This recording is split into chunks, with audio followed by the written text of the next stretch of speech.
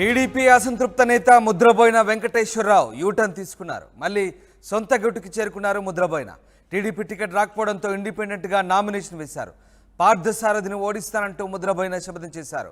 నిన్న ముద్రబోయినతో టీడీపీ నేతలు చర్చలు జరిపారు. చర్చల తర్వాత వెనక్కి తగ్గారు.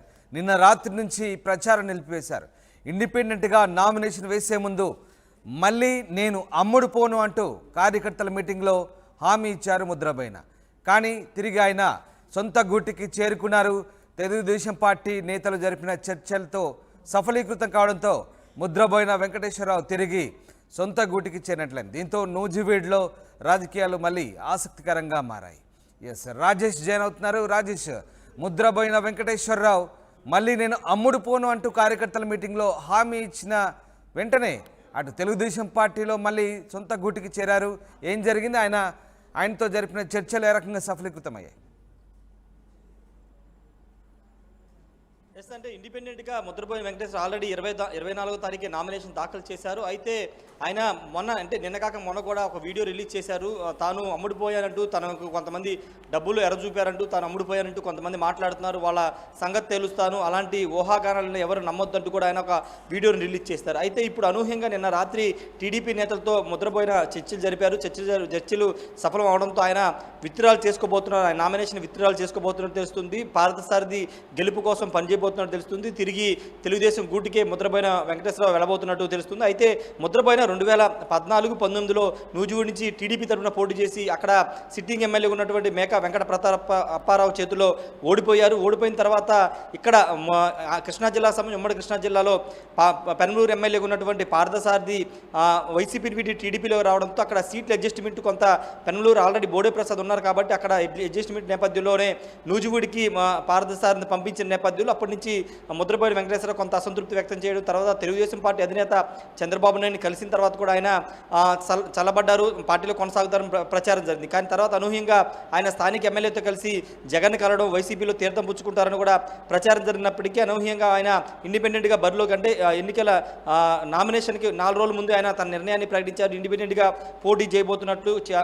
అదేవిధంగా ఇండిపెండెంట్గా తన ప్రచారాన్ని ప్రారంభించారు. అక్కడ తన క్యాడర్తో అంతా కూడా కలిసి ప్రచారం చేశారు. అయితే నామినేషన్ వేసిన తర్వాత నిన్న టీడీపీ నేతలతో చర్చల సందర్భంగా కొంత గెలిచిన తర్వాత పదవి లాంటి ఏదైనా హామీ లభించినట్టు తెలుస్తుంది. దానిలో భాగంగానే ముద్రబోయిన వెంకటేశ్వరరావు వెనక్కి తగ్గినట్టు తెలుస్తుంది. 29 వరకు నామినేషన్లు విత్డ్రాల్కి అవకాశం ఉంది కాబట్టి దానిలో భాగంగా ఆయన నామినేషన్లు విత్డ్రాల్ చేసుకునే అవకాశం కనబడుతుంది. పార్థసారథి కూడా ముద్రబోయిన వెంకటేశ్వరతో మాట్లాడినట్టు తెలుస్తుంది. అయితే ఎందుకు యూటర్న్ తీసుకున్నారనే కార్యకర్తలో కూడా ఒక గందరగోళం కనబడుతుంది. ఎందుకంటే మొన్నటి వరకు చాలా స్ట్రాంగ్గా నిలబడినటువంటి ముద్రబోయిన ఇండిపెండెంట్గా పోటీ చేసిన ఖచ్చితంగా ఒక ప్రభావం చూపిస్తారు.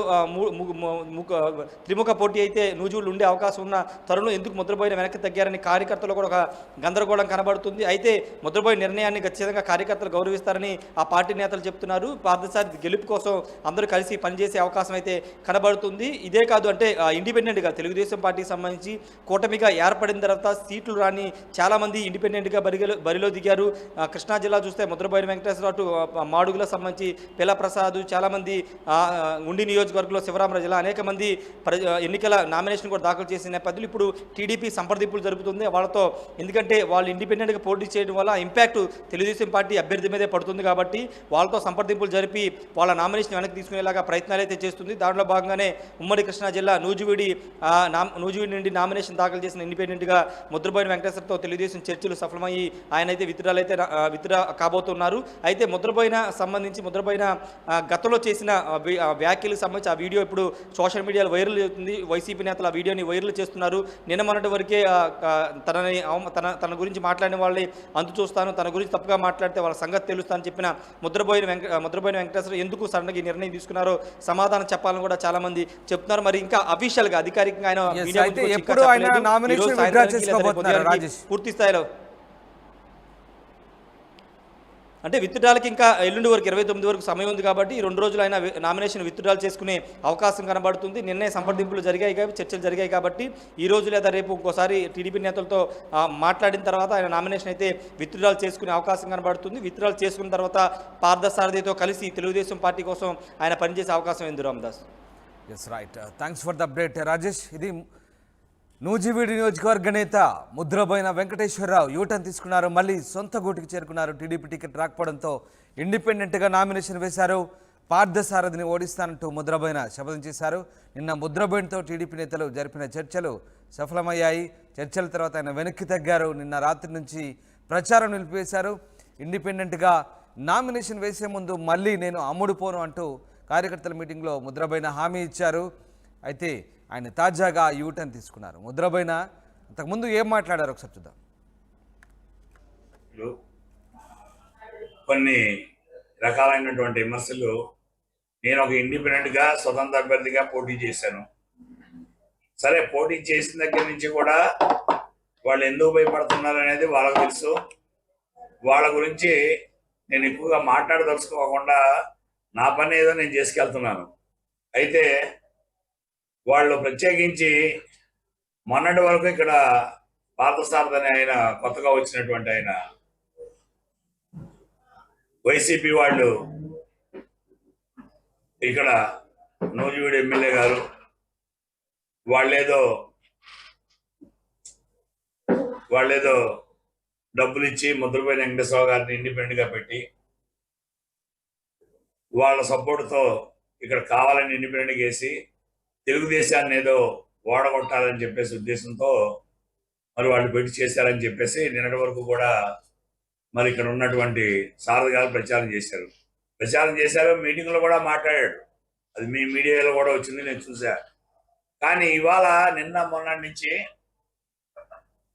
మరి తెలుగుదేశం వాళ్ళని మేము డబ్బులు ఇచ్చాము, మేము రాజీ పరుచుకున్నాం అని చెప్పేసి ఇంకొక యథా ప్రచారం కూడా చేస్తున్నాడు. ఈ యథా ప్రచారం చేసే యథాలకు నేను ఒకటే చెప్తా ఉన్నా, మీరు నిజంగా ఎవరికి డబ్బులు ఇచ్చారు, మీరు కానీ మీ నాయకులు కానీ, అదేవిధంగా అవతల వైసీపీ వాళ్ళు కానీ, మీరు రుజువు చేసే దమ్ము మీకుందా?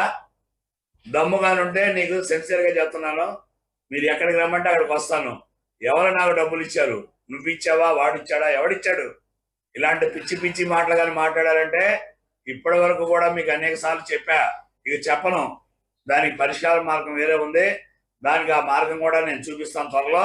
మీరు అటువంటి ఆలోచన కానీ ఏది కానీ మా కార్యకర్తల దగ్గరికి వెళ్ళి ఈ ఎదవలు సన్నాసులు బుద్ధుంటే వీళ్ళు గెలుస్తామనే నమ్మకం ఉంటే నా కార్యకర్తల దగ్గరికి వెళ్ళి బెదిరించకపోతే వాళ్ళ చుట్టాలతో బంధువులతో అందరితో చెప్పించడం, వాళ్ళ కాలకాడ ఒకటి వెళ్ళి 3 గంటల సేపు కూర్చుంటున్నారు. సిగ్గు లేదా మీకు? మీరు గెలుస్తామని నమ్మకం ఉన్నప్పుడు మా దగ్గరికి ఎందుకు రావాలి? మా కార్యకర్తలు ఎందుకు బెదిరించాలి?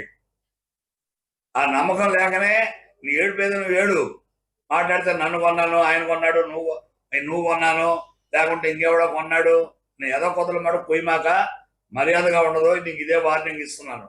జాగ్రత్తగా ఒళ్ళు దగ్గర పెట్టుకొని మాట్లాడండి. మీ తెలుగుదేశం పార్టీ నాయకులు కూడా చెప్తా ఉన్నాను, మీరు ఎంతవరకు ఉండాలో అంతవరకే ఉండండి. అంతేగాని ఏదో కొత్తలు కూర్చారంటే మటుకు మర్యాద దక్కతో.